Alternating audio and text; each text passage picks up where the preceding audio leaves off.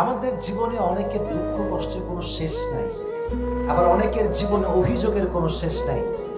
যার জীবনে অনেক দুঃখ, অনেক কষ্ট, অনেক বেদনা, আজকের এই ওয়াজটা যে শুনবে, এই তাফসীর যে শুনবে, তার জীবনের দুঃখ কষ্ট নিমিষেই হালকা হয়ে যাবে। সুবহানাল্লাহ পড়লেন না? বিশেষ করে আমার বোনদের অনেক অভিযোগ থাকে জীবন নিয়ে। দেখবেন যে মেয়েরা কথায় কথায় বলে, কি জীবন পাইলাম, স্বামী ভালো না, বাপ ভালো না, মেয়ে ভালো না, অভিযোগের কোনো শেষ নাই।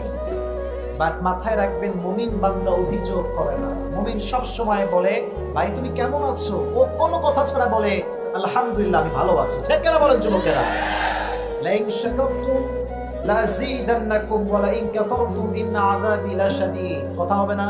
প্লিজ প্লিজ আমাকে তাফসীর করতে দেন, প্লিজ কোনো কথা বলবেন না। আল্লাহ বলছেন যে শুকরগুজার হবে। If you are grateful, I will increase your ni'mah. If you are ungrateful, then my punishment is the hard punishment in this world and the next. আল্লাহ বলছে, যে বান্দা বলে যে আল্লাহ আমি ভালো আছি, আল্লাহ আমাকে ভালো রেখেছে, তার একটা বাক্যের জন্য আল্লাহ তাকে আরো বেশি নিয়ামত দান করে। আর যে বলে আমি ভালো নাই, আমার শরীর ভালো না, এই না সেই না, খালি অভিযোগ, আল্লাহ বলে তোর জন্য আমার পাকড়াও অপেক্ষা করছে, স্বাস্থ্য অপেক্ষা করছে। তাহলে আমি একটু ট্রায়াল দিই। কেউ যদি আপনাকে বলে যে হাউ আর ইউ ম্যান, কেমন আছেন আপনি, আপনি কি আগে অভিযোগ করবেন না আগেই করবেন আলহামদুলিল্লাহ? ওকে, একটু ট্রাই করি। কেমন আছেন আপনারা সবাই? আজ থেকে অভিযোগ বাদ দিন। সবসময় ভাববেন যে কি আছে। Don't think about whatever you don't have. You have to think about whatever you have. যা আছে তা নিয়ে ভাবেন, যা নাই তা নিয়ে ভাববেন না। দেখবেন আপনার জীবনটা অচিরেই সুখময় হয়ে যাবে। সুবহানাল্লাহ পড়েন। টাঙ্গাইল কিন্তু ঢাকা থেকে বেশি একটা দূরে নয়। অ্যাভারেজ 2 ঘন্টা লাগতে পারে টাঙ্গাইল থেকে ঢাকা। ঢাকার গুলশানের নাম শুনছেন আপনারা সবাই? উত্তরার নাম শুনছেন সবাই? অনেকে শুনেছেন, অনেকে গেছেন। আপনি যদি রাজশাহীতে যান, আমার কথাগুলো কিন্তু আপনি শুধু ঠিক বেঠিক বলে শুনলে হবে না। আমি কিন্তু চিকন মাথা খাটায় কথাগুলো বলতেছি, লিখে লিখে রিসার্চ করে বলতেছি। আমার জীবনের বাস্তবিক অভিজ্ঞতা থেকে শিখে আমি বলছি। আপনার থেকে টাঙ্গাইলে থাকবেন, এখানে আপনার বিশ্বরোগ আছে, মানে 2 ঘন্টা দাঁড়া থাকবেন, দেখবেন রেঞ্জ রভার নাই বা BMW নাই। আপনি গুলশানে যাবেন, দেখবেন প্রত্যেকটা সেকেন্ডে সেকেন্ডে আপনার সামনে দিয়ে হয় BMW যাবে, না হয় রেঞ্জ রভার যাবে। কথা ঠিক আছে না যুবক ভাইরা? এটা আমি এই প্রশ্ন গুলশানে গিয়েছিলাম, জাস্ট এটা ওয়াজে বলছি এই জন্য, এখানে শিক্ষার বিষয় আছে। আমি আসিফের গাড়ি খুবই নর্মাল, জাস্ট প্রোগ্রামের জন্য এটাকে কিনা হয়েছে। আমি আসিফ যদি ভাবি কিরে গুলশানে এই লোকের কাছে রেঞ্জ রভার আছে, মার্সিডিজ আছে, রোলস রয়েস আছে, আমার কাছে তো কিছুই নাই, আমি কখনো সুখী হব না।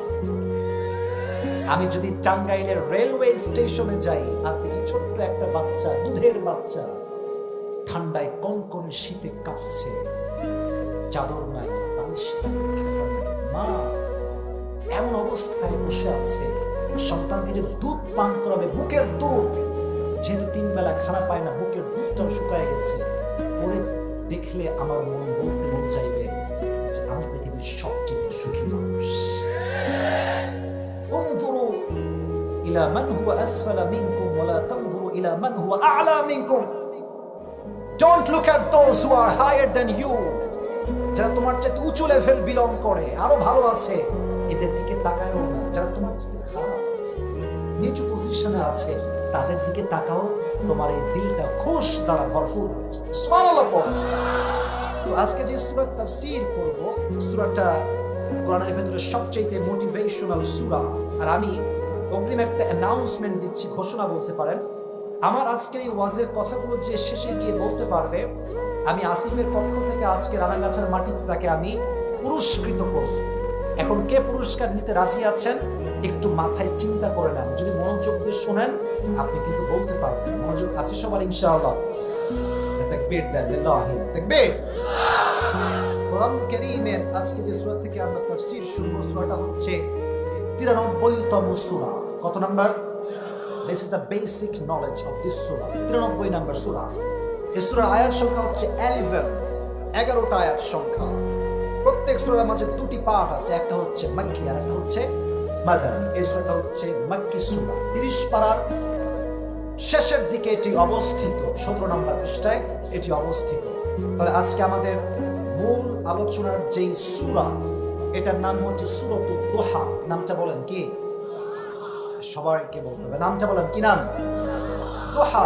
কোরআনের সবচেয়ে মোটিভেশনাল সূরা হচ্ছে দুইটা, এক সূরাতুদ দুহা, আর এক হচ্ছে সূরাতু আলাম নাশরাহ।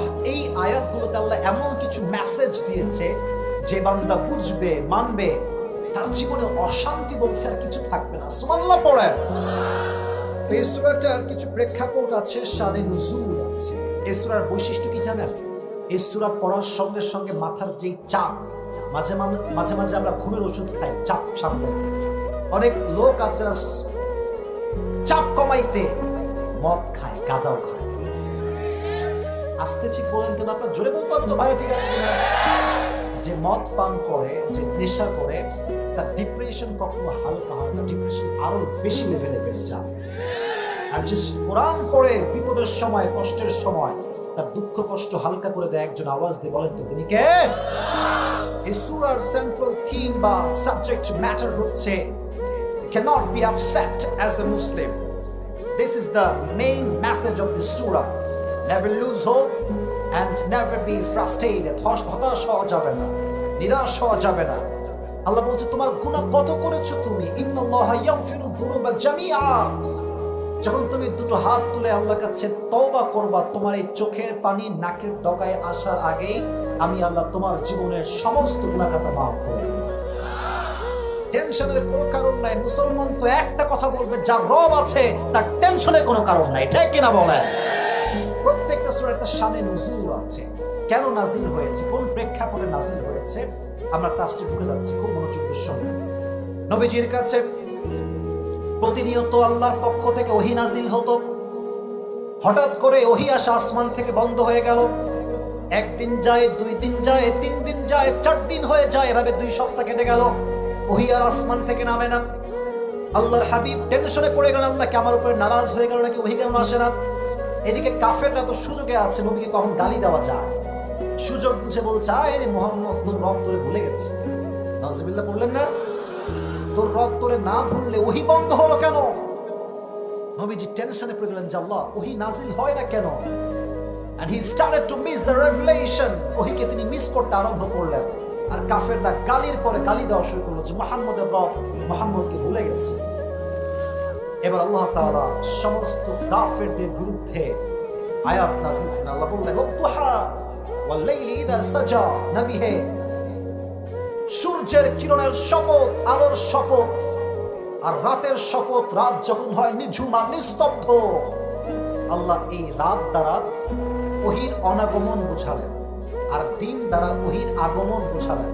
আচ্ছা, টাঙ্গাইলের রানাগাছার ভাইরা সারাদিন যদি আলোই থাকে, রাত না হয়, ভালো লাগবে? সুন্দর জবাব, ভালো লাগবে? আবার সব সময় অন্ধকার, কোনো আলো নাই, সূর্য নাই, ভালো লাগবে? আল্লাহ বলছেন নবী হে, ওহী যদি নাজিল হতেই থাকে, ওহীর একটা প্রেসার আছে। অলওয়েজ নাজিল হলে আপনার শরীরটা দুর্বল হয়ে যাবে।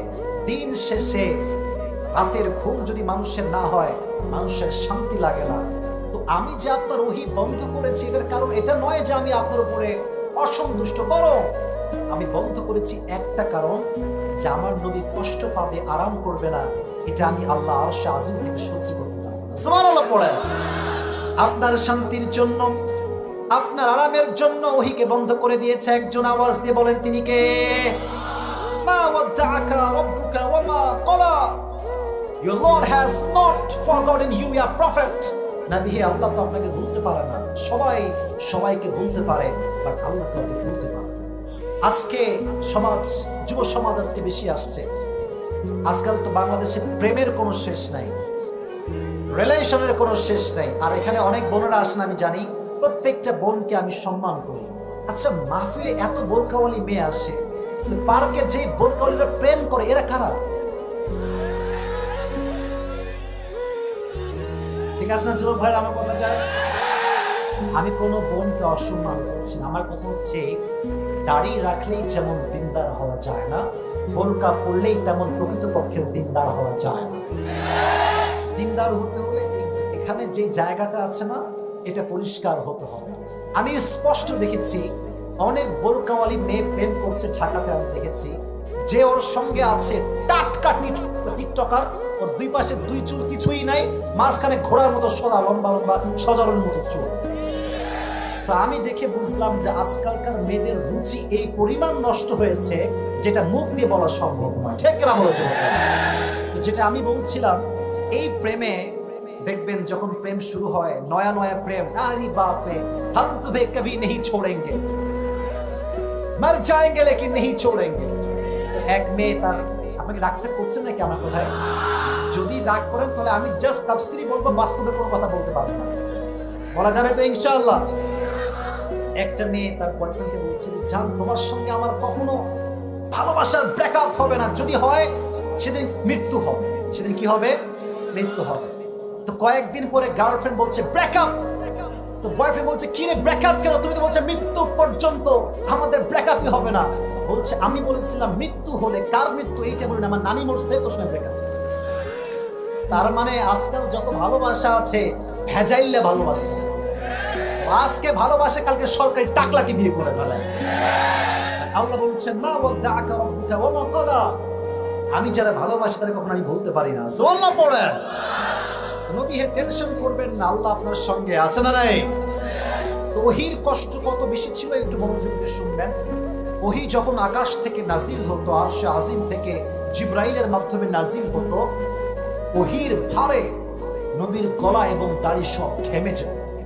আর এক হাদিসে আসছে ওহী যখন নাজিল হতো, আল্লাহর হাবিব যদি ঘোড়াতে থাকতেন, ঘোড়া যখন দাঁড়িয়ে থাকতো, ওহী নাজিল হলে ঘোড়ার পাটা জমিনের ভেতরে দেবে যেত।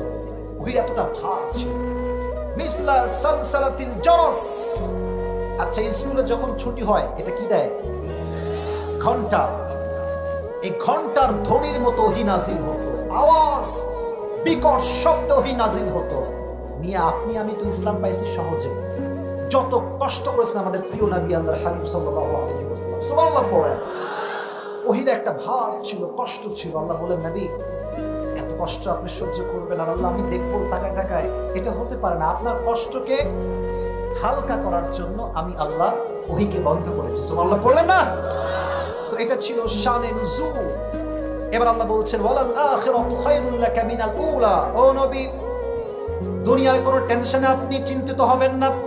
মাথায় রাখবেন পরকালটা হচ্ছে আসল জগৎ, দুনিয়ার জগৎ কিছুই নয়। দুনিয়াতে আজ আছি কালকে যে বেঁচে থাকবো কোনো গ্যারান্টি আমাদের কাছে আছে? কোনো গ্যারান্টি নাই। কয়েকদিন আগে আমার একজন পরিচিত মানুষ ছিল, একদম তরতাজা মানুষ। হঠাৎ করে শুনছি দিন দুনিয়াতে আর নাই। এরকম আমাদের অনেকেই আছি আমরা, আমাদের ফ্রেন্ড ছিল, ভাই ছিল, এলাকার লোক ছিল, হঠাৎ করে এলাম যে ভাইটা নাই। এর মানে হচ্ছে দুনিয়ার জীবনে আজ আছে কাল নাই, এটাই হচ্ছে দুনিয়ার জীবন। আল্লাহ বলছেন নবী এটা তো ক্ষণস্থায়ী জীবন, আপনি খালি আমার কাছে আসেন, আপনার কোনো সুখের শেষ থাকবে না। সুবহানাল্লাহ পড়েন। এবার আল্লাহ বলছেন ওয়ালা সাউফা ইউতিকা রাব্বুকা ফাতারদা। নবী হে কাফেররা আপনাকে কষ্ট দেয়, আঘাত করে, মাথায় রাখবেন। এই আওয়াজ করছো কেন? What is this? প্রত্যেকটা যুবক এখানে কলিজার থেকে আমার কথা শুনছে। কথা ঠিক আছে যুবক ভাইরা? আমার কথাটা কোনো নয়েজ ক্রিয়েট করা যাবে না, মাথায় রাখবেন। শেষ ভালো যার, শেষ ভালো না যার কিছুই ভালো না। মাথায় রাখবেন ওয়াজ শুরু যেমন হয়েছে তেমন করে শেষ হবে। রাজি আছেন তো ইনশাআল্লাহ? আল্লাহ বলছেন নবী আপনাকে আমি এমন কিছু দিব, indeed and verily I will make you happy, আমি আপনাকে খুশি করে ফেলব। কেমন করে? আল্লাহর হাবিব দোয়া করেন আল্লাহ ইসলামের গতি বেশি একটা ভালো না। আল্লাহুম্মা আইজ্জাল ইসলাম বিহাব্বি হাযাইনি রাজুলাইন বিআবি জিহাল ইবনে হিশাম আও বিউমর ইবনুল খাত্তাব। হে আল্লাহ তোমাকে আমি দুইটা নাম বলবো, যে কোনো একজন মানুষকে মুসলিম বানাই তুমি ইসলামের পতাকা উঠায় দাও। আল্লাহ বললেন ও নবী চিন্তা করবেন না, আমি ওমরের জন্য ইসলামটাকে কবুল করে ফেললাম। সুবহানাল্লাহ পড়েন। এই তাহাজ্জুদ দোয়া করে নবীজি সকালবেলায় গিয়েছেন দাওয়াতের কাজ করতে। যখন দাওয়াতের কাজ করছেন নবীজি গোপনে গোপনে দেখছে সবাই যে ওমরে ফারুক তরবারি নিয়ে আঘাত করবার জন্য এগিয়ে আসছে। হামজা ইবনে আব্দুল মুত্তালিব বলল ইয়া রাসূলুল্লাহ পালিয়ে যান, Omar will kill you very soon, সে আপনাকে মেরে ফেলবে। নবীজি বললেন কোনো মারামারি হবে না, আমি যে তাহাজ্জুদ দোয়া করেছিলাম ওই দোয়াটা মনে হয় আল্লাহ কবুল করে ফেলেছে। ওমরে ফারুক এসেই তরবারি ফেলে দিয়ে সঙ্গে সঙ্গে পাঠ করলো লা ইলাহা ইল্লাল্লাহ মুহাম্মাদুর রাসূলুল্লাহ, কালেমা পাঠ করে মুসলিম হয়ে গেল। আল্লাহ বললেন, নবী আপনি টেনশন করছিলেন না ইসলাম নিয়ে, আমি আল্লাহ আপনাকে খুশি বানাই দিলাম। সুবহানাল্লাহ বলেন না? আরেকটা হাদিস শুনে আল্লাহ কিভাবে নবীকে খুশি করেছেন। আচ্ছা, আপনারা সবাই মেরাজের কথা শুনেছেন? শুনছেন না আপনারা সবাই মেরাজের কথা? এটা কখন ঘটছে? যখন নবীজি অনেক টেনশনে ছিলেন, দুশ্চিন্তায় ছিলেন। একদিকে খাদিজা চলে গিয়েছে, আরেকদিকে আবু তালেব চলে গিয়েছে। নবীজি টেনশন, শেল্টার দেওয়ার মতো কেউ নাই, সাপোর্ট দেওয়ার মতো কেউ নাই। আল্লাহ বললেন, নবী দুনিয়াতে খারাপ লাগছে, আসেন আমি আল্লাহ আপনাকে আরশে আজিমের মেহমান বানাই দেব। সুবহানাল্লাহ। এবার নবীকে আল্লাহ তাআলা আরশে আজিমে নিয়ে গেলেন, জান্নাত দেখালেন, জাহান্নাম দেখালেন এবং 5 ওয়াক্ত নামাজের হাদিয়ার মাধ্যমে আল্লাহ নবীকে খুশি করে ফেললেন। সুবহানাল্লাহ পড়েন। 2টা বিষয় পেলাম। 1, ওমরে ফারুক ইসলাম গ্রহণ করেছেন। 2, আল্লাহ নবীকে মেরাজে নিয়ে গিয়েছেন। 3, আমরা যেই দিকে ফিরে নামাজ পড়ি এটার নামটা কি বলেন না? কি সাইড? পশ্চিম বা কিবলা। তো যখন নবীজি মক্কার থেকে মদিনায় আসলেন, আল্লাহ তাআলা কিবলাকে চেঞ্জ করে দিলেন। আচ্ছা ভাই, সারা জীবন পশ্চিমে আমরা নামাজ পড়ি, যদি পূর্ব দিক নামাজ পড়া শুরু করি মনে কি ভালো লাগবে বেশি একটা? নবীরও ভালো লাগে না। আল্লাহ আমার সব বংশ ওদিকেই ফিরেছে, আমি ওই দিকেই ছিলাম, আপনি কিবলা কেন চেঞ্জ করলেন? মনে মনে কষ্ট লাগে। প্রত্যেক দিন ফরজ সালাতের পর নবীজি আরশে আজিমের দিকে এমনি হাত তুলে তাকায় থাকেন। আল্লাহ আল্লাহ কিছু বলেন না, কিন্তু আল্লাহ আয়াত নাযিল করলেন, নবী হে আপনি টেনশন করবেন না, ফালানুওয়াল্লিয়ান্নাকা কিবলাতান তারদাহা, আপনি আগে যেই দিকে নামাজ পড়লে খুশি হতেন আমি আল্লাহ আবার সেই কিবলা আপনাকে ফিরাই দিলাম। সুবহানাল্লাহ পড়েন। নবী কষ্ট পাইছে, আল্লাহ নবীকে খুশি করেছেন। অতএব আমরা যদি কষ্ট পাই, মাথায় রাখবেন জীবনে যা হারাই গিয়েছে এটার মেসেজ হচ্ছে এরকম, যা হারাইছে এর চাইতে উত্তম বেটার অপশন আল্লাহ আপনার জন্য তৈরি করে রেখে দিয়েছে। অতএব বলবেন না হুজুর শেষ, আমার ক্যারিয়ার শেষ, জীবন শেষ না। মুমিনের জীবন যেখান থেকে শেষ হবে, মুমিন সেখান থেকে আবার জীবন শুরু করবে। ঠিক না বলেন? মোটিভেশন, ওয়ালা সাউফা ইউতিকা রাব্বুকা ফাতারদা, নবী হে আমি আল্লাহ আপনার সমস্ত দুঃখ কষ্টকে হালকা করে দেব। এবার আল্লাহ তাআলা নবীকে তার নিয়ামত স্মরণ করাচ্ছেন যে কি কি নিয়ামত আমি দিয়েছি। আমি একটা বিষয় দেখতে পাচ্ছি, 2-1 লোক, মাত্র 2-3 জন লোক যারা একটু পর পর উঠে আবার বসতেছে, মানে ভয়ে উঠে যায় আবার বসে যায়। মাথায় রাখবেন একটা কথা, ওয়াজ কিন্তু বেশি রাত পর্যন্ত হবে না, বাট যেহেতু ওয়াদা করেছেন তাফসীর শেষ না করে যাবেন না, কেউ যাবেন, রাজি আছেন তো ইনশাআল্লাহ? আমি কিন্তু ওয়াজের মাঝখানে আছি, আমাকে একটু সাপোর্ট দেন। নবীজি বলছেন, আলাম ইয়াজিদকা ইয়াতীমান ফাআওয়া, নবী আমি কি আপনাকে ইয়াতীম পাই নাই? আপনি তো ইয়াতীম ছিলেন, ইয়াতীম থেকে আপনাকে এত বড় নবী হিসেবে কবুল করেছে একজন। আওয়াজ দিয়ে বলেন তো তিনি কে? নবী যখন ছোট্ট শিশু ছিলেন, মাত্র 6 ইয়ার্স, 6 বছর বয়স, আম্মা জানকে নিয়ে নবী যাচ্ছেন দূরের পথে মদিনার দিকে। হঠাৎ করে আম্মা জান ঘোড়ার পিঠ থেকে নেমে গিয়েছে, উটের পিঠ থেকে নেমে গিয়েছে, বলছে মুহাম্মদ আমার পেটে প্রচন্ড ব্যথা, তোমরা আমাকে একটু ধরো। সেই দিন নবীর সঙ্গে একজন দাসী ছিল, উম্মে আইমান, সে নবীজির আম্মা জানকে এভাবে ধরেছে, এভাবে দেখেন, এই যে দিকে, আপনি ঠিক আছেন? আপনার কি হয়েছে আম্মা জান? বলছে ইয়া মুহাম্মদ, প্রত্যেকটা মানুষের জীবন একদিন শেষ ঘটবে, আজকে আমার জীবনের শেষ মুহূর্তে আমি চলে আসছি, বাট এটা আমার বিশ্বাস আছে আমি যে সন্তান আমার পেট দিয়ে জন্ম দিয়েছি, আমার সন্তান সাধারণ কোনো মানুষ নয়, তুমি মুহাম্মদ গোটা বিশ্বকে আলোকিত করতে হবে। সুবহানাল্লাহ পড়েন। এই কথা বলেই নবীর আম্মা জান চোখ বন্ধ করলেন, জায়গা ইন্তেকাল, শেষ। নবী তো মাত্র 6 বছর বয়সের মাত্র বাচ্চা, যুবকও হতে পারে নাই। মায়ের মৃত্যুতে নবীজি শোকে দিশাহারা হয়ে গেলেন, কাঁদতে শুরু করলেন। আম্মা জান আপনি কোথায় গেলেন? উম্মে আইমান তাকে টেনে হিচড়ে পাহাড় থেকে নামিয়ে নিয়ে আসছে। যারা ওমরায় গিয়েছেন দেখবেন আবাওয়া, এখানে নবীজির মায়ের কবর দেওয়া হয়েছে, চতুর্পাশে পাথর আর পাথর। আমি গিয়ে ভাবলাম কি রে, এখানে চতুর্পাশে পাথর, নবীর আম্মাকে কবর দিল কেমনে আর নবী গেল কেমনে? হাদিসে আসছে 57 বছর পরে 63 বছরের বয়সে যখন নবীজি মায়ের কবরের পাশ দিয়ে যাচ্ছেন, বলছেন হে সাহাবা একরাম, যাও তোমরা যে যার জায়গায় ফিরে যাও, আজ আমি আমার মায়ের সঙ্গে কথা না বলে বাসায় যাই। জোরে সোরে সুবহানাল্লাহ আপনারা বললেন না সবাই ভাইরা?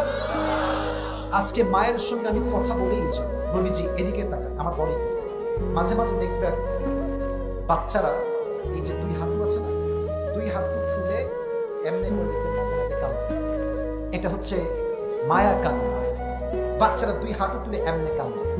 তো নবীজি কবরের পাশে বসেছেন, বিশ্বনবী সাইয়্যিদুল কাউনাইন সাইয়্যিদুল মুরসালিন কবরের পাশে একজন বাচ্চার মতো বসে আছে, দুই হাঁটু তুলে এমনি চোখ থেকে কাঁদতেছে, ফুপিয়ে ফুপিয়ে বলছে আম্মা জান, আপনি তো জানতেন যে দুনিয়াতে আপনি ছাড়া আমার কেউ ছিল না, আপনি আমাকে রেখে কোথায় চলে গেলেন? আপনি কোথায় গেলেন আমাকে রেখে আম্মা জান? দুনিয়া বড় স্বার্থপর। প্রকৃতপক্ষের ভালো শুধুমাত্র মাই বাসতে পারে, দুনিয়ার কোনো মানুষ মায়ের মতো কাউকে ভালোবাসতে পারে না, ঠিক না? আপনি আমাকে রেখে কোথায় গেলেন আম্মা জান? নবীজি ফুপিয়ে ফুপিয়ে কাঁদছেন। সাহাবায়ে কেরামের হাদিস থেকে এই কথা আসছে। তো আল্লাহ বললেন আলাম ইয়াজিদকা ইয়াতীমান ফাআওয়া, নবী আপনি তো ইয়াতীম ছিলেন, আপনাকে বড় করেছে, আশ্রয় দিয়েছে একজন, তিনি কে? এবার আল্লাহ বলছেন ওয়াজাদাকা দাল্লান ফাহাদা, ও নবী আপনি পথ ভুলে গিয়েছেন, আপনাকে সঠিক পথের দিশা দিয়েছে একজন, তিনি কে? এবার আসেন একটা সুন্দর আয়াত, সুন্দর মোটিভেশন, এটা বুঝতে হলে আমাকে জবাব দিতে হবে। আল্লাহ বলছেন ওয়াজাদাকা আইলান ফাআগনা, নবী আপনি একজন গরিব মানুষ ছিলেন, আপনাকে ধনী বানিয়েছে কে? এবার আসেন প্রশ্ন করি, টেস্ট করে যে আপনাদের মনোযোগ কতটুকু আছে এবং আপনার কতটুকু নলেজ ইসলামের ব্যাপারে। তাকবীর দেন, লিল্লাহি তাকবীর। মুরব্বী আব্বা জানরা, যুবক ভাই ডান বামে যারা আছেন, listen to me with full consideration, মনোযোগ দিয়ে শুনবেন। বলেন তো নবীজির ফার্স্ট ওয়াইফ, যিনি প্রথম ওয়াইফ ছিলেন, তিনি কি কুমারী ছিলেন না ডিভোর্সড ছিলেন? বলেন তো সেই নারীর নাম ছিল কি? রাদিয়াল্লাহু তাআলা আনহা। ওনার প্রায় স্বামী মারা গিয়েছে, সন্তান যা ছিল ওনার কাছেই ছিল, স্বামী সব মারা গিয়েছে। আল্লাহ বলছেন নবী আমি আপনাকে ধনী থেকে গরিব, গরিব থেকে ধনী কেমন করে বানিয়েছি জানেন? আপনাকে এমন একটা বউ দিয়েছি যে বউটা আরব বিশ্বের সবচাইতে ধনী ঘরের নারী। সুবহানাল্লাহ পড়লেন না? এখন আপনাদেরকে আমি এটা তাফসীরের অংশ হিসেবে পেশ করতে চাই। নবীর সঙ্গে খাদিজার বিয়ে কেমন করে হয়েছিল এটা শোনার ধৈর্য সবার আছে তো ইনশাআল্লাহ? একজন মেয়ের যখন স্বামী মারা যায়, মেয়েটা বোঝে স্বামীর কত দাম। আজকে অনেক মেয়েরা স্বামীকে খোঁটা দেয় যে তোর কপাল ভালো, তুই আমার মতো বউ পাইছিস রে। কথা বলেন, কথা বলেন, তোর কপাল ভালো, তুই তো কাইল্লা রে, আমি তো ফর্সা। আছে এটা, আমি আমার ফেসবুকে একটা পেজ আছে, দেখবেন আবরারুল হক আসিফ নামে, ওখানে অনেক মাশাআল্লাহ যুবকরা আছে, অনেক বড়রা আছে। প্রায় মেয়েদের মেসেজ যারা বিবাহিতা যে হুজুর আমার স্বামী ভালো না, আর স্বামীর মেসেজ বউ ভালো না, খোটা মারে। আর যুবকদেরকে বলবো, যুবকের একটা কথা শোনো, জীবনে এত টাকা কামাই করতে হবে হালাল ভাবে যেন তোমার বউকে দেখিয়ে ভ্লগ করে টাকা ইনকাম করতে না হয়। ঠিক আছে? আজকাল বউ একটা পণ্য হয়ে গিয়েছে, বলতে আমি খুব দুঃখ পাচ্ছি, এটা পণ্য হয়ে গিয়েছে। বউয়ের রূপ দেখাবে, চুল দেখাবে, ঘাট দেখাবে, আরো অনেক কিছু দেখায় ভ্লগাররা টাকা ইনকাম করে। আর আমরা আবাল বাঙালি আছি, আমরা আবার বলি যে আমিও বিয়ের পরে এরকম ভ্লগ করব। আছে না নাই বলেন না কেন, কথা বলেন না কেন? মাথায় রাখবেন, যে তার বউকে দেখিয়ে টাকা ইনকাম করে সে দায়ুসের সন্তান। ঠিক কেনা বলো যুবকেরা? সে দায়ুস, সে কখনো ভালো মুসলমান হতে পারে না। আমাদের কথা হচ্ছে ভাই, I am really sorry to say that, but এটা সত্য কথা। যে পুরুষ তার বউকে মানুষের সামনে দেখায় বেড়ায় যে দেখো আমার বউ কত সুন্দর, সে বীর পুরুষ নয়, সে কাপুরুষের সন্তান। বীর পুরুষের সন্তানের কথা হবে আমি আমার বউকে একা দেখবো, আর কেউ দেখতে পারবে না। ঠিক কেনা বলো যুবক ভাই? তো যখন খাদিজার স্বামী মারা গেল, উনি নিয়ত করলেন যে তাকাররা খাদিজা আন্নাহা লাম তাতাযাওয়াজা মাররাতান উখরা। খাদিজা বললেন যা হওয়ার হয়ে গিয়েছে, এটাই শেষ। I will never ever get married again. আমি জীবনে আর বিয়ে করব না। আল্লাহ বলছেন খাদিজা তুমি বিয়ে করবে না মানে তোমাকে এমন এক যুবকের সন্ধান দিব তুমি বিয়ে না করে কোথাও যাইতেই পারবে না। সুবহানাল্লাহ পড়ে। একদিন খাদিজা রাদিয়াল্লাহু তাআলা আনহা ঘুমিয়ে আছেন, খুব মনোযোগ দিয়ে হাদিসটা শুনবেন আমার কলিজার টুকরা যুবক ভাইয়ের আম্মা জানরা। রাতের অন্ধকারে ঘুমিয়ে আছে, হঠাৎ করে স্বপ্ন দেখছে রাতটা নির্মূল হয়ে গিয়েছে, চতুর্পাশে কোথাও কোনো আলো নেই, অন্ধকার। হঠাৎ করে খাদিজার চোখ পড়েছে আকাশের দিকে, দেখছে একটা সুন্দর চাঁদ আকাশে আছে। তাকানোর সঙ্গে সঙ্গে চাঁদটা খাদিজার দিকে দৌড় দিয়ে চলে আসছে। চাঁদ যখন আকাশ থেকে একটু জমিনের দিকে নেমেছে, চাঁদের আলোতে অমাবস্যার রাতের অন্ধকারের মতো রাত চাঁদের আলোতে পুরো আলোকিত হয়ে গিয়েছে। ডান পাশে সুবহানাল্লাহ আওয়াজ খুবই কম, জোরে সোরে সুবহানাল্লাহ আপনারা বললেন না ভাইরা আমার? অন্ধকার রাত আলো হয়ে গিয়ে চাঁদের মাধ্যমে, এটা দেখে তার ঘুম ভেঙে গেছে। আমি কি দেখলাম এটা? তার চাচা ছিলেন একজন স্বপ্নের ব্যাখ্যাবিদ। ঘুম থেকে উঠেই দেরি না করে তাৎক্ষণিক চাচার কাছে গিয়েছে, চাচা জান আমি এরকম স্বপ্নে দেখেছি চাঁদ আকাশ ভেঙে আমার দিকে ছুটে আসছে, আর চাঁদের আলোতে পুরো রাতটা জ্যোৎস্নার মতো আলোকিত হয়ে গিয়েছে। তো চাচা, what is the explanation of this dream? মা তা'বিরু হাযাল হুলম? এই স্বপ্নের ব্যাখ্যাটা কি? চাচা তাওরাত খুললেন, ইনজিল খুললেন, সব পড়ে উনি বুঝতে পারলেন যে ভাতিজি শোনো, এই স্বপ্নের ব্যাখ্যা হচ্ছে শেষ নবী যিনি হবে তাকে আল্লাহ তাআলা তোমার স্বামী হিসেবে কবুল করেছে। উনি তো খুশিতে বাগবাগু, আরে সব স্বামী চলে গিয়েছে, এবার একটা স্বামী মনে হয় আমার কপালে জুটবেই জুটবে। বাট অবাক করার বিষয় হচ্ছে নবীর সঙ্গে তার কোনোদিন দেখা হয়নি, কোনোদিন মিট হয়নি যে তিনি দেখতে আসলে কেমন হবে। তো নবী ছিলেন মক্কার জমিনে একজন বিশাল বিশ্বস্ত ব্যবসায়ী, টাকা পয়সা কম ছিল বাট বিশ্বস্ত মানুষ ছিলেন। কাফেররা, ইহুদিরা নবীর সঙ্গে ব্যবসার ডিল করত। কাফেররা কাফেরকে যে পরিমাণ বিশ্বাস করত না, তার চাইতে হাজার গুণ বেশি আমার নবীকে বিশ্বাস করত। আল আমিন, trusted, the most trusted worthy personality ever in the world, সবচেয়ে বিশ্বস্ত মানুষ। তো একদিন ব্যবসার ডিলিং এ খাদিজার কাছে নবীজি আসছেন তার ঘরে। তো ঘরে যখন খাদিজার এন্ট্রি নিয়েছেন নবীজি, পুরো ঘরটা খুশিতে বাগবাগুম হয়ে গিয়েছে। সুবহানাল্লাহ পড়েন। খাদিজার এই মনের হার্টবিটটা ধুক ধুক ধুক ধুক করতে শুরু করেছে। উনি কিন্তু শিওর না যে is he the last Messenger or not, উনি জানেন না। উনি তাওরাত খুললেন যে how will be the prophet look like, যে শেষ নবীর চেহারা কেমন হবে। উনি জানতে পারলেন শেষ নবী হবে সুঠাম দেহের একজন মানুষ, তার বুক হবে উঁচা, পেট হবে নিচা।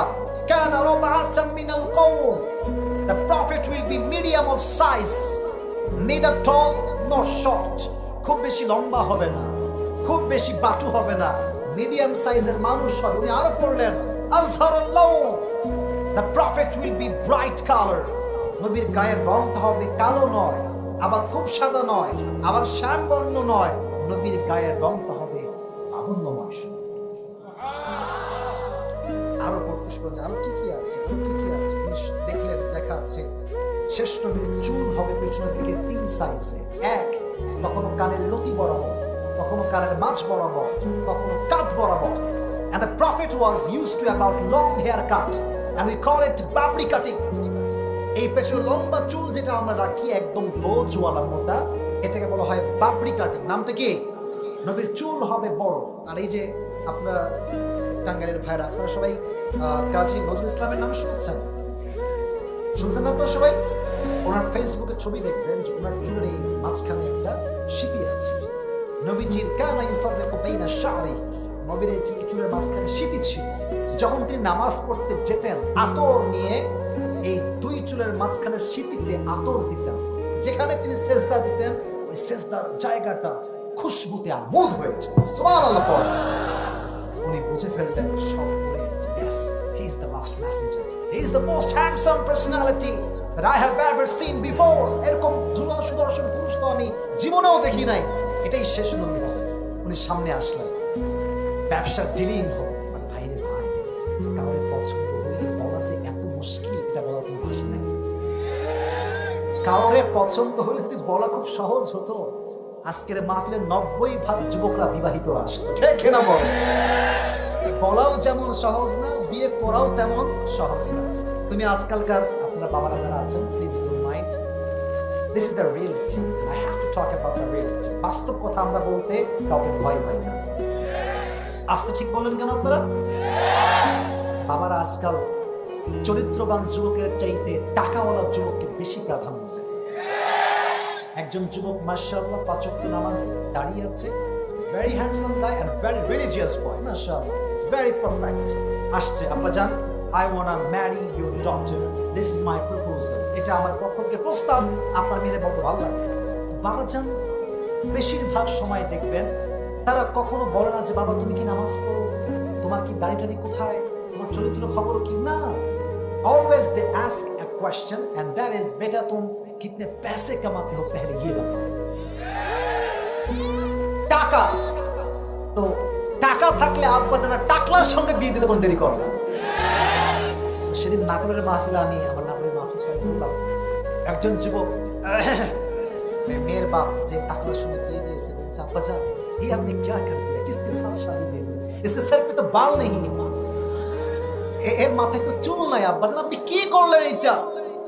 তো বাবা বলছে একটা অসাধারণ জবাব আর চাই, कैसी बात कर रहे हैं, सर पे बाल नहीं है तो क्या हुआ, जेब में माल तो है। মাথায় চুল না থাকলে কি হবে, পকেটে টাকা থাকলে বাপরা রাজি হয়ে যায়, ঠিক কি না বলছো? তবে সবাই এক রকম না, সব বাবাকে এক পাল্লায় মাপা যাবে না। বাট আমি এতটুকু বলবো, যদি আব্বা জানরা টাকার চাইতে চরিত্রকে বেশি প্রাধান্য দেয়, দেশের ভেতরে জেনার সংখ্যা কমে যাবে, বিয়ের সংখ্যা বেড়ে যাবে। এখন খাদিজা প্রস্তাব দিবে, আমি খুব টেনশনে পড়ে গেছি। এখন মাথায় রাখবেন, যদি কাউকে পছন্দ হয় আগে নিজে যাবেন না, কাউরে ভায়া হিসেবে পাঠাবেন। চাচি হতে পারে, মা হতে পারে, বাপ হতে পারে। তুমি আগ বাড়ায় গেলে মায়ের খাওয়ার সম্ভাবনা একটু বেশি আছে। তো খাদিজা ভাবলেন যে না, আমি প্রস্তাব দিলে বিষয়টা জমবে না। তোমার একজন দাসী ছিল, তার নাম ছিল নাফিসা। নাম কি? আপনার কথা বলে নাম ছিল কি? নাফিসা। বলো নাফিসা, শোনো, আমার একটা প্রস্তাব আছে এই যুবকের জন্য, তুমি একটু আমার পক্ষ থেকে প্রস্তাবটা দিয়ে দাও। নাফিসা যদিও বা একটু বয়স্ক মহিলা, বাট ভেতরে একটা লজ্জা মেয়ে হিসেবে আছে না নাই? নবীর কাছে আসছে, তখন তুমি নবুয়ত পান নাই, এসে বলছে আসসালামু আলাইকুম। উনি বলছেন ওয়ালাইকুম আসসালাম। কি খবর নাফিসা, আপনি কেন এসেছেন? বলছে লজ্জা পাচ্ছে, কেন আসছে তো সরাসরি বলা, দিস থেকে বলছি। বলছেন আমার কাছে টাকা পয়সা কম, জব নাই, চাকরি নাই, তাই বিয়ে করার সাহসটা আসলে পাচ্ছি না। তো নাফিসা সুযোগ বুঝে কোপ মারছে, বলছে আচ্ছা এই সমস্যা, it's not a big deal. আমার কাছে এমন একজন মেয়ের সন্ধান আছে যাকে বিয়ে করলে আপনাকে টাকাও দেওয়া লাগবে না, বাড়িও দেওয়া লাগবে না, খাওয়াও দেওয়া লাগবে না, ড্রেসও দেওয়া লাগবে না, বরং তাকে বিয়ে করলে আপনার কোনো কিছুর অভাব হবে না। সুবহানাল্লাহ, জোরে সোরে পড়লেন না আপনারা সবাই? এবার নবীজি বলছেন মান হিয়াল মারআ, সেই মেয়েটাকে, ওয়া মা ইসমুহা, সেই মেয়েটার নাম কি আমাকে বলেন। নাফিসা বলছে ইয়া মুহাম্মদ ইসমুহা খাদিজা, সেই মেয়েটার নাম হলো খাদিজা রাদিয়াল্লাহু তাআলা আনহা। সুবহানাল্লাহ। তো নবীজির ব্যাপারটা হচ্ছে এরকম, নবীও প্রথম দেখাতেই খাদিজাকে পছন্দ করেছেন। সুবহানাল্লাহ পড়লেন না? তো বলছেন না ঠিক আছে, আমি রাজি আছি, বাট আমার রিলেটিভস আছে, আমার চাচা না হলে আমি বিয়েটা করতে পারবো না, চাচাকে বলতে হবে। তো চাচা আসছে, বলছে মুহাম্মদ কি হয়েছে বলো। বলছে চাচা যান, আমার পক্ষে তো এটা একা করা সম্ভব নয়, খাদিজার পক্ষ থেকে একটা বিয়ের প্রস্তাব আসছে আমার জন্য, আপনি কি রাজি আছেন? বলছে তো কপালের ব্যাপার, এরকম মেয়ে তো কোথাও পাওয়া যাবে না, বিয়ে করে ফেলো, কোনো সমস্যা নাই। বিয়ের জন্য আয়োজন করা হয়। এবার আসেন সুন্দর একটা কথা, বিয়ের ক্ষেত্রে অলিমা আছে না নাই? আয়োজন হয় না? বিয়ে শাদীর জন্য একটা আয়োজন হয় না? হয় না? আয়োজন বেশি, এটা যত বড় আয়োজন করবেন, খাওয়াবেন মানুষকে, মানুষ বড় বেঈমান, পেট ভরে খাবে, ধুমাইয়া খাবে, আর যাওয়ার সময় বলবে লবণ কম হয়েছে। বেশি আয়োজন করবেন না, নিজের বিয়ে নিজে খাবেন ভাই, আমি শিখাই দিচ্ছি। নিজের বিয়ে নিজে খাবেন, এনজয় করবেন। 14 গোষ্ঠীকে দাওয়াত দিয়ে খোঁড়ে খাওয়ার দরকার আপনার নাই, ঠিক না বলো? ছোট্ট একটা আয়োজন হয়েছে। তো আবু তালেব বলছে তোমার মোহর কি দিব? আমার কাছে টাকা পয়সা খুবই একটা নাই, তোমাকে আমি 20টা উট মোহর হিসেবে দেবো। কয়টা উট? তো খাদিজা বলছে ঠিক আছে দেন, আমার কোনো সমস্যা নাই, 20টা উটই আমি নিয়ে নিই। বিয়ে হয়ে গেল। বিয়ের পরে অলিমার একটা দরকার আছে। খাদিজা বললেন আমার যে 20টা উট আমি মোহর হিসেবে পেয়েছি নবীর পক্ষ থেকে, এই 20টা উট জবাই করে মেহমানদেরকে খাওয়াই দেব। What a broad minded personality, man. কি বড় মনের মানুষ ছিলেন তিনি। এখন যখন বিয়ে হয়ে গিয়েছে, এবার আসেন আয়াতের মূল কথা। এটা হচ্ছে আয়াতের মেইন মেসেজ। বিয়ের পরে মক্কার ভেতরে কানা ঘষা সুয়ারে মুহাম্মদের মতো একজন ছোট্ট যুবক, যার টাকা পয়সা কিচ্ছু নাই, তাই খাচ্ছে কেন বিয়ে করলো, এটা নিয়ে একটা বড় ঝামেলা শুরু হয়ে গেল। সবাই বললো আজ থেকে আমরা খাদিজাকে সামাজিকভাবে বয়কট করলাম, তার সঙ্গে আমাদের আর কোনো কথাই নাই। এবার খাদিজা সবাইকে ডাকলেন, মদিনার মক্কার সব ধনী ব্যক্তিদেরকে ডাকলেন। আচ্ছা ভাই, কি সমস্যা আপনাদের? আপনার স্বামী, আমার স্বামীর কি সমস্যা আপনাদের? বলছে তুমি হচ্ছে ধনী, তোমার স্বামী হচ্ছে গরিব, এটাই মেইন ফ্যাক্ট, মেইন প্রবলেম। এবার আসে আল্লাহ বলছেন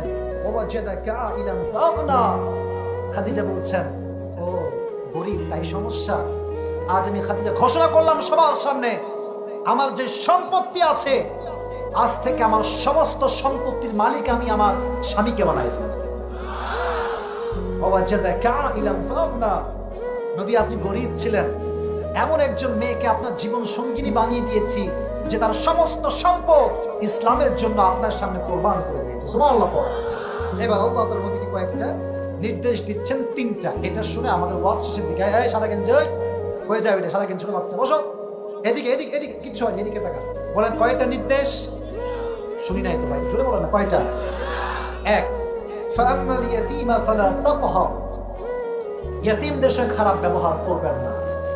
কিছু মানুষের দেখবেন ইয়াতীমের সম্পদকে লুণ্ঠন করে খায়। যার বাপ হারিয়ে যায় সে বোঝে যে পৃথিবীতে বাবার মতো ভালো আমাকে কেউ বাসতে পারে না, ঠিক কিনা বল? এখন বাবা আছে, খুব রাগ উঠে না যে বাবা, আমার আব্বার কথা আমি বলি, আমার আব্বা নিজে একজন স্কলার, আলেম, একটা মাদ্রাসার প্রিন্সিপাল, হি ইজ অলসো খাতিব, বড় একজন খাতিব মসজিদ। তো আমাকে দেখলেই শুরু হবে নসিহত, আব্বা এইটা করলাম, ওইটা করলাম, এইটা করলাম, ওইটা করলাম। তো আমি কখনো বিরক্ত বোধ করি না, কারণ আমি জানি আজ যদি বিরক্ত হয়ে যায় একদিন এই বটবৃক্ষ থাকবে না, সেটা আমি বাপকে খুঁজেও হারিয়ে নেব। আজ আছে মূল্য দাও, থাকতে মূল্য দাও, মানুষ হারিয়ে গিয়ে মূল্য দিলে কোনো লাভ হয় না, ঠিক কেনা বলো?